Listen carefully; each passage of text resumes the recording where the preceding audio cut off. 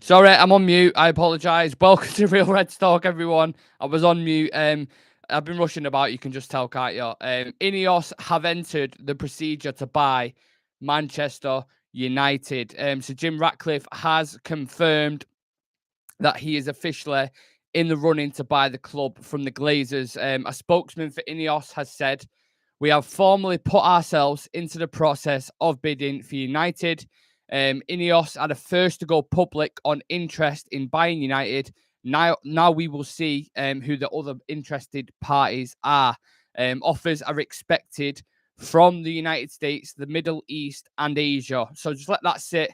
Big up everyone in the TikTok, all the usual. Xavi Simmons, Davi in the SEO, all you guys smashing likes on that. And big up everyone in the YouTube, of course, as well. I'm going to dive into this. Make sure you smash a like and subscribe to the channel. So even a comment straight off the bat there from James saying, trouble is, bro, will be middle table club with Ratcliffe. He is sensible ownership. I am going to dive into his ownership because he does own a club currently in France with Nice.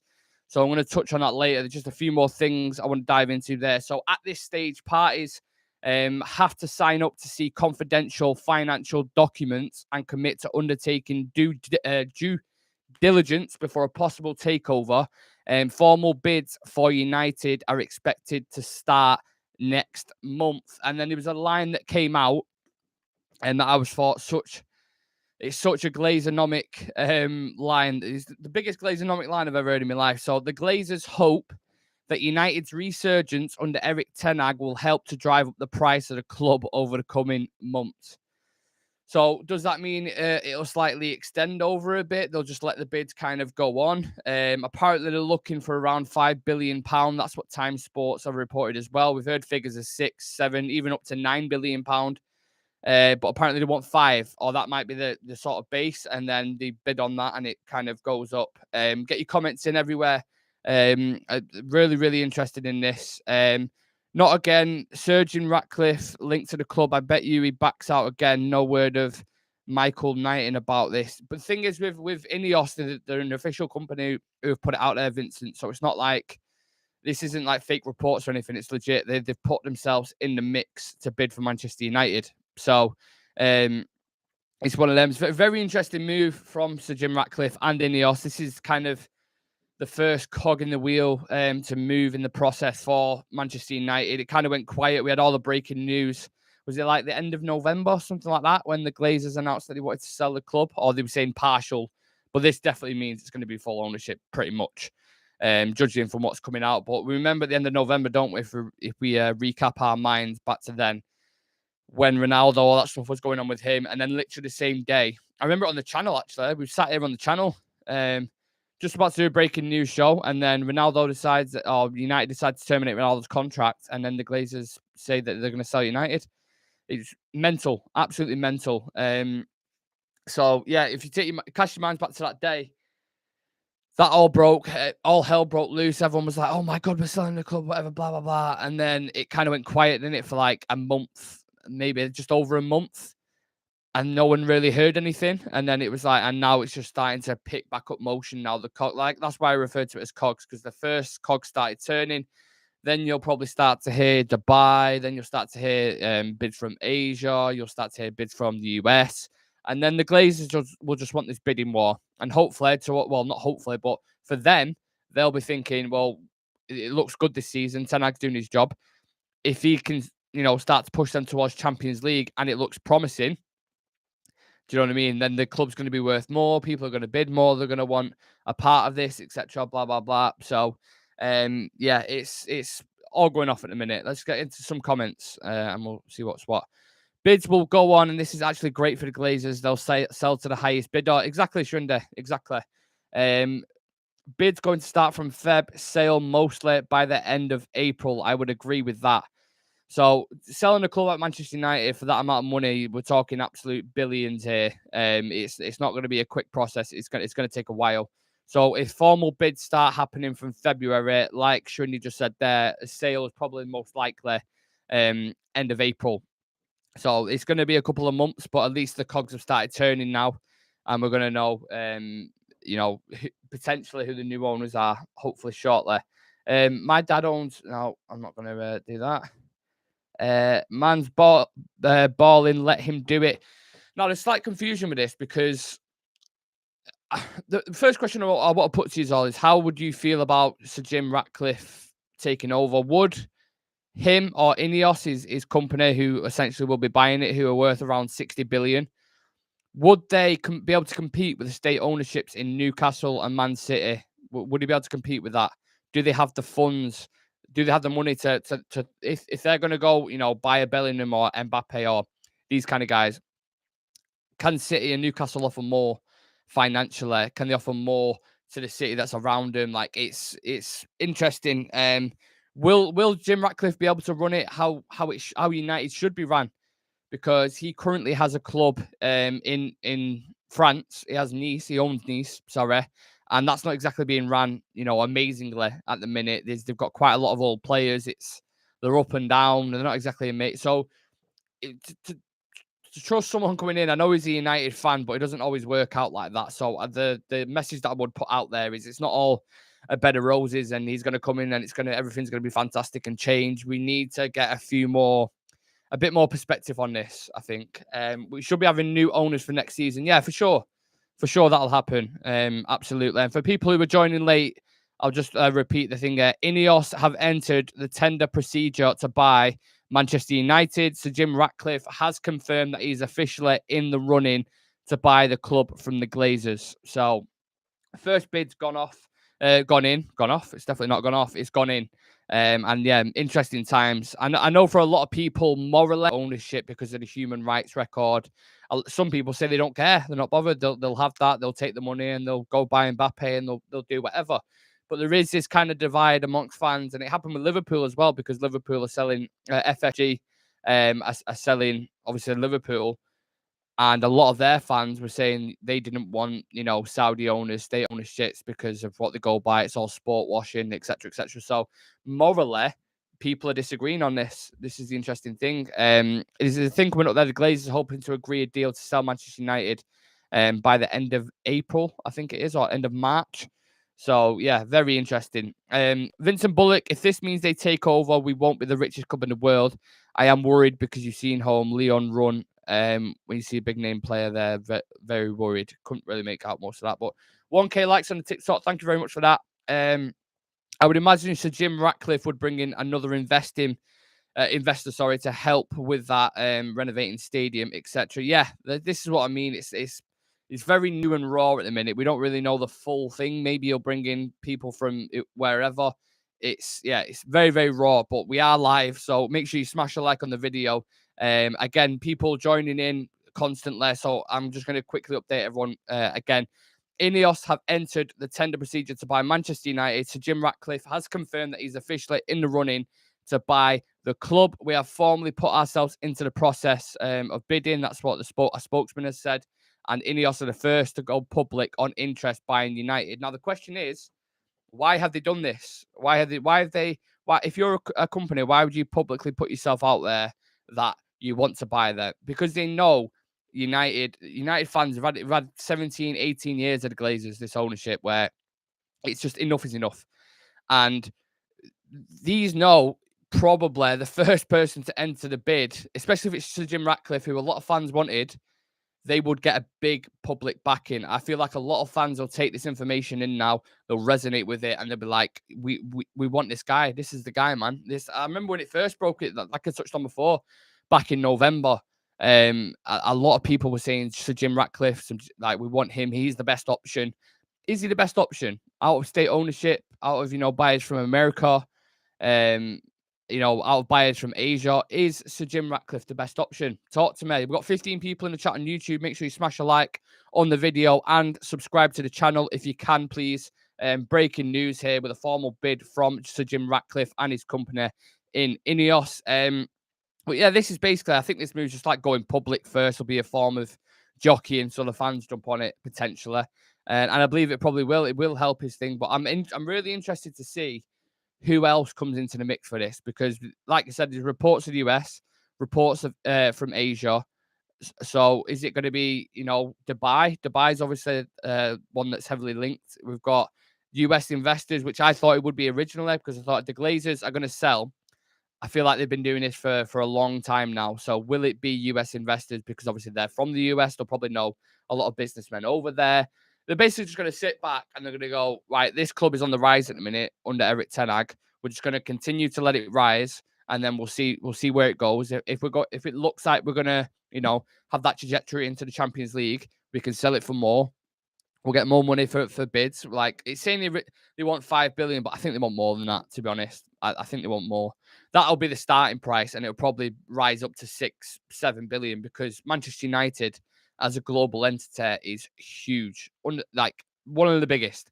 So attaching your name to that alone means a lot for any business or any owner, etc. I think what's important for us, or what's important for me, I don't want to speak for everyone, but I just want someone who's competent, willing to invest, because whoever it is going to have deep pockets, let's be honest.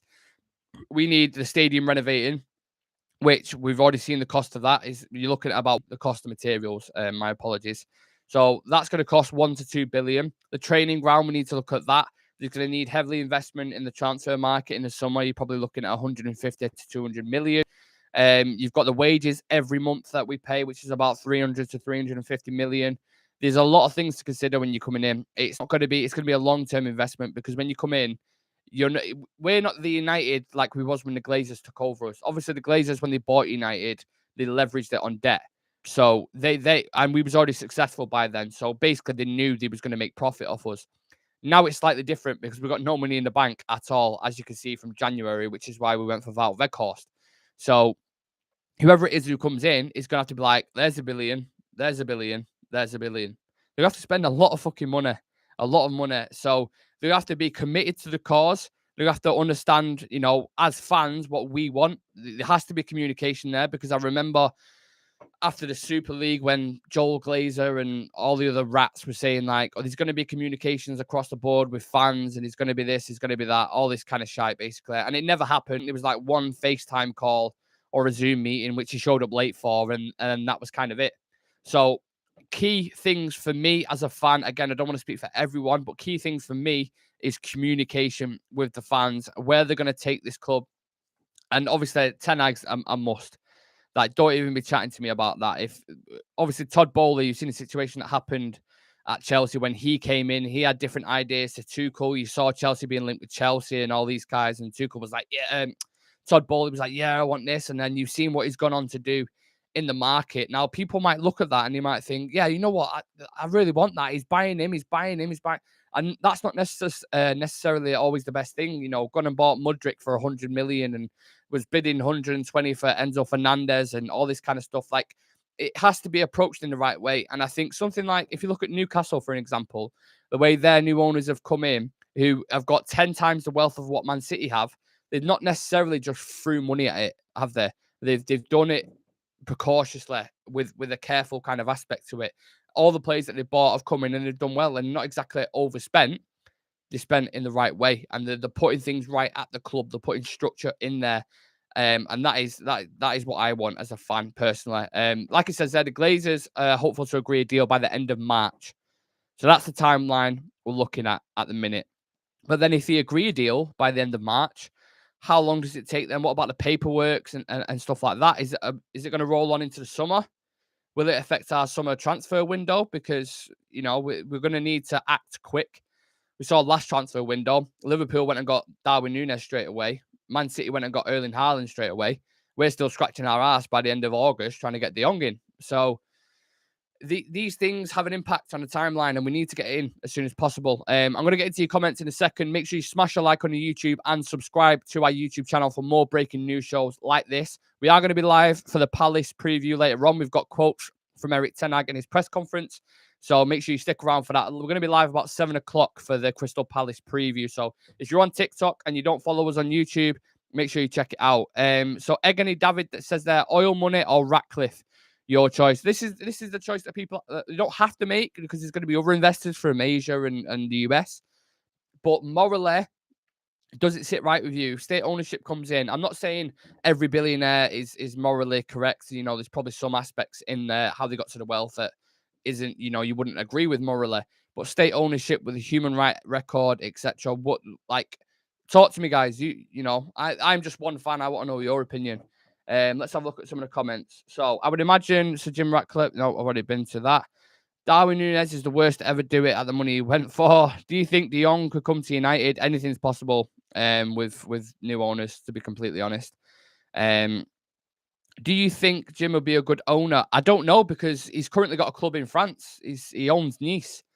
And, if you look at their progress, how they're doing, they're not exactly, blowing up. They're doing okay, but they've also the recruitment. They've got a lot of old players. They're not amazing. So I don't know, maybe with more money he could do better, but judging off the club that he's currently got at the minute, they're not exactly smashing it.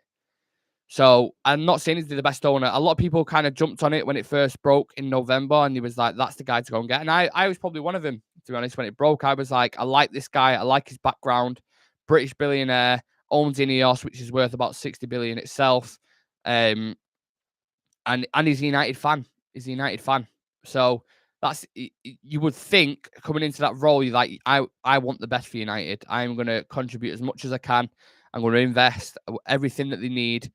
It's mad. I don't know. I'm morally torn with it, with the ownership at the minute. I don't know which way to go. I'm trying to find a solution where you can still compete with Man City and Newcastle at the very top in terms of how much funds you've got on wealth, because Newcastle's owners are worth, was it like, I can't remember how much it was, like 300 billion or something ridiculous like that.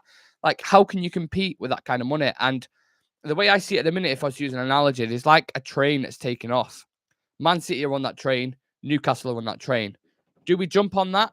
But then we have the human rights things to deal with, and morally, is it okay? Are we still going to have people going against it if they do take over?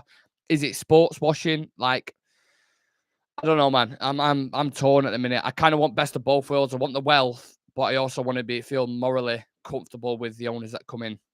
Because if you dive into let's say, for example, the Saudi ownership at Newcastle, if you dive into the ownership's history, or the Prince of Saudi, should I say, just look at his history. If you've got a free 5 minutes, just go on Google and type in the Saudi Prince's history, and you'll be like, oh, tortured businessman, oh, kidnapped his wife, his daughters, like, yeah, not great human rights record. So do you want them kind of people owning a club, or you could just sit and say, I'm not bothered as long as they invest in money in Manchester United? I'm asked about.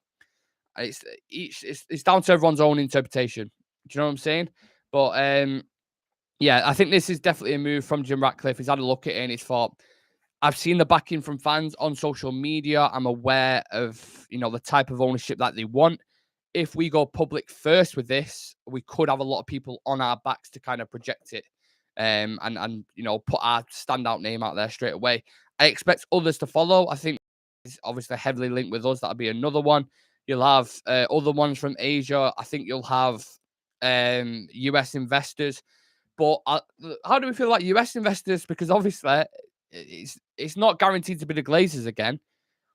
But because they can't buy us like that, I think there's actually a thing in the league where they're not allowed to. Well, I'm pretty sure I know there isn't a thing in the league where you can just buy us on debt again. So I think they have to show a certain amount of funds that they can invest into the club.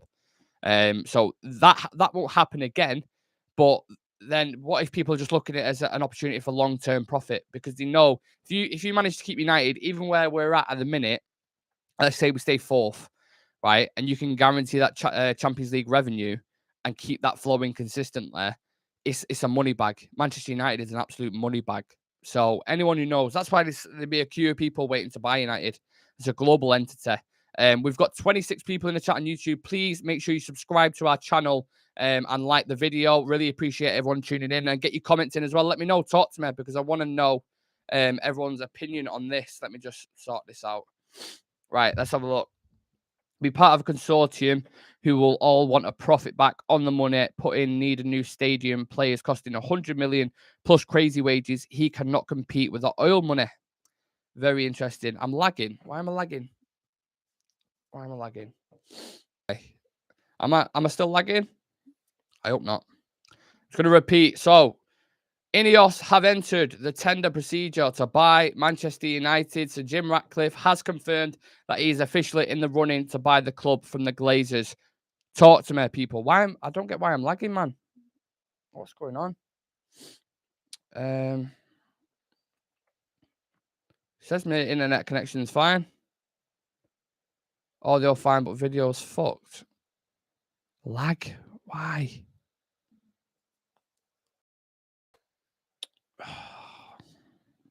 Let me just try sort this lag out. Let me know in the comment section if I'm still going, because I really want to dive into this. No, not. I'm on laptop, so it shouldn't be thinking. Just give me 2 seconds. 1 second.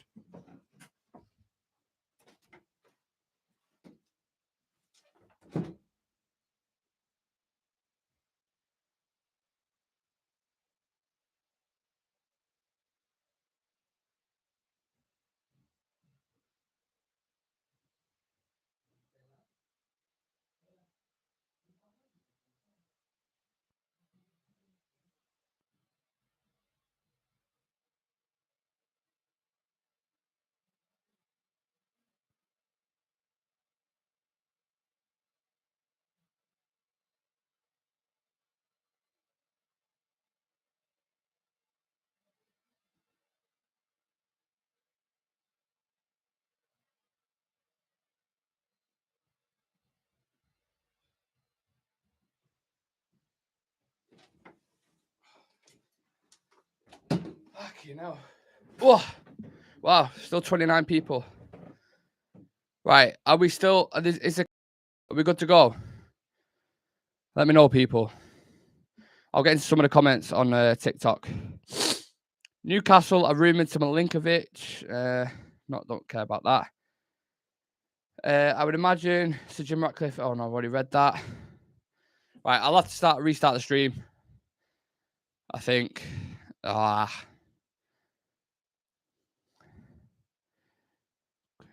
1 second.